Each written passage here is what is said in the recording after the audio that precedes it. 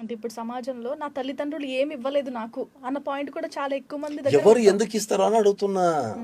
ప్రపంచంలో బాగుపడ్డ ప్రతి వ్యక్తి తల్లిదండ్రులు ఇస్తేనే బాగుపడ్డా? Yeah. కష్టజీతంతో బాగుపడలేదా? నీ కష్టం నువ్వు పడు, నీకు ఎవడిస్తాడు, ఎవడియ్యాడు?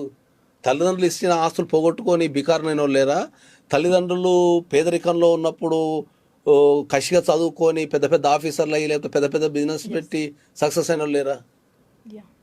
పెళ్ళికి చూడాల్సింది గుణం మాత్రమే.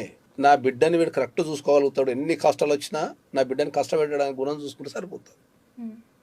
పైసలు ఇవ్వాలి ఉంటే రేపు పోతాయి. నీకు 100 కోట్లుండో 50 కోట్లుండో ఎన్నో కోట్లుండి నీ బిడ్డ అక్కడ సుఖంగా లేనప్పుడు ఏం చేస్తావు?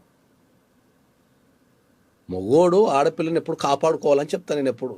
అంటే ఇప్పుడు సమాజంలో నా తల్లిదండ్రులు ఏమి ఇవ్వలేదు నాకు అన్న పాయింట్ కూడా చాలా ఎక్కువ మంది దగ్గర ఎవరు ఎందుకు ఇస్తారో అని అడుగుతున్నా.